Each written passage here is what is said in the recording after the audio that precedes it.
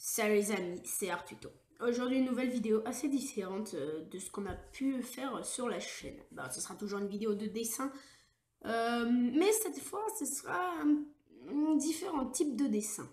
Je vous explique. J'ai eu l'idée de faire du dessin avec un iPad. Alors, c'est la première fois, je n'ai pas jamais vraiment eu l'occasion de faire du dessin par exemple, soit sur une tablette graphique ou sur un téléphone ou sur un iPad. Mais là, écoutez, je me suis dit pourquoi pas en faire une vidéo. Bon, écoutez, sachant que je vais bientôt recevoir une tablette graphique, je vous ferai pas mal de vidéos, je pense, dessus. Donc, je me suis dit pourquoi pas commencer à m'entraîner à faire du dessin sur un objet de technologie. Écoutez, c'est parti.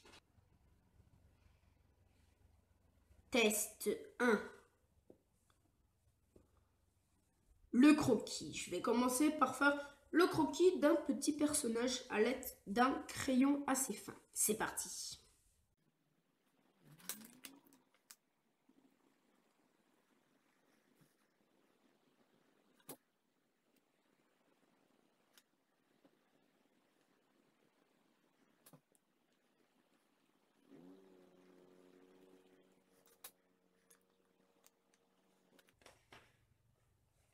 Bon, ok, le dessin est pas énorme, hein, je l'avoue, il est même plutôt moche, mais c'est un début. Je débute sur un objet, je débute cette forme de dessin là.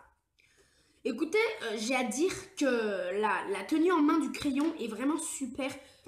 La petite boule du bout apporte un confort, j'aime bien, vraiment j'aime bien. C'est lisse, c'est doux. Donc la tenue en main est douce, ce n'est pas rugueux et c'est facile à dessiner. Donc je mettrai déjà, je mets un 8 sur 10 sur la tenue en main. Ah bon, après le croquis, hein, j'avoue, il est moche, hein. C'est un début. J'ai encore beaucoup de progrès à faire, mais déjà d'ici, je n'ai pas en fait le gant qu'il y a sur les tablettes graphiques qu'on peut mettre sur le bout des mains qui tient sur les deux doigts. Moi, j'ai qu'un vulgaire bout de papier. C'est déjà ça. Je pose ma main dessus et je dessine. C'est pas très très très pratique. Surtout que, hum, surtout que je vais en avoir besoin du gant parce que le papier est super épais et ça m'apporte pas de confort là-dessus. Ah, là-dessus, je suis pas très satisfait mais je suis vraiment satisfait sur la tenue du crayon. Test 2. Le remplissage des couleurs. On va un peu découvrir les différentes couleurs qu'il y a de disponibles sur cette tablette. Il y en a pas mal, surtout qu'on peut avoir différents types de couleurs, les nuances. Je pense qu'on aura de quoi faire. C'est vraiment pas mal, moi j'aime bien. Donc écoutez, on va le mettre à l'épreuve. C'est parti. On va déjà faire un aperçu un peu de toutes les couleurs. Écoutez, je vais vous mettre ça en accéléré et je vais vous dire à la fin ce que j'en pense. Let's go!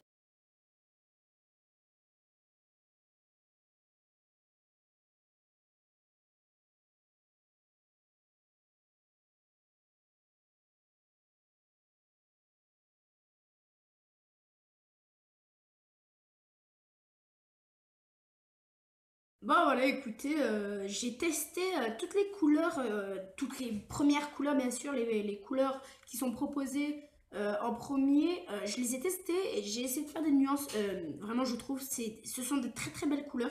Je suis assez satisfait du remplissage. Ça peut vraiment faire pas mal un beau dessin, des belles couleurs. Si bien sûr on prend toutes les belles nuances du noir au rose au blanc et toutes les couleurs qui peuvent exister, bien sûr, vous voyez, il y en a des centaines, même voire des milliers. Il y en a pas mal. Vraiment, je suis assez satisfait de cette étape. Test 3. Nous allons essayer toutes les sortes de crayons qu'il y a sur cette application. Écoutez, c'est parti. Ok, le premier crayon, c'est un critérium, c'est du crayon à papier assez fin. J'aime bien, ça va. Le deuxième crayon, c'est comme un micropigment en un petit peu plus épais. Pour faire les contours, ça peut être pas mal. Le troisième crayon, c'est du feutre, bien plus épais que les deux premiers crayons qu'on a pu avoir au début. Quatrième crayon, c'est un pinceau. Alors, un pinceau qui me fait penser au brush marker. C'est feutre avec une grosse pointe en forme de pinceau. Quatrième feutre, c'est une sorte de pastel grasse, je pense, il me semble, qui fait des contours assez épais. Ça peut être pas mal si on veut faire par exemple peut-être des portraits à la pastel ou des paysages. Quatrième crayon, c'est je crois de la peinture, il me semble que c'est de la peinture. Ça c'est pas mal, cette peinture est très très belle, surtout pour les portraits ou aussi les paysages, ça c'est pas mal. Septième crayon, c'est un pinceau qui, ah oui, assez épais, c'est plutôt épais pour faire, oui, ça c'est pas mal pour faire de l'ombre, je pense, sur les dessins, sur les gros dessins. Ah, c'est marrant, regardez, il y a même la trace, comme si, ah mais non, ça doit être de l'aquarelle. Il y a comme si la trace dès qu'on appuie sur les pinceaux. Bon, je conseille pas de le faire, hein, d'appuyer, ça abîme les pinceaux. Huitième crayon, ça, je crois que c'est un... Il me semble que c'est un aérographe pour faire les grosses ombres... pour faire les grosses ombres sur les gros dessins, pour éviter de crayonner au crayon à papier, en plus, ensuite d'estomper. C'est super pratique. Et enfin, neuvième et dernier crayon, c'est un stylo plume. Ça, c'est pas mal pour les dessins. Surtout que ça fait une mine assez épaisse au début, mais fine vers la fin. Ça, c'est super beau pour, par exemple, faire de l'art abstrait ou des petits contours si on veut que ce soit joli. J'aime bien, c'est pas mal. Et pour finir, hein, bien sûr, la gomme, tout le monde connaît, c'est une gomme, c'est juste pour effacer les dessins. Bon voilà les amis, cette vidéo est déjà terminée, malheureusement elle touche à sa fin. J'espère vraiment qu'elle vous aura plu, j'aurais testé pour une de mes premières fois le dessin sur tablette. N'hésitez pas à lâcher un pouce bleu, à vous abonner et à partager la vidéo si elle vous a plu.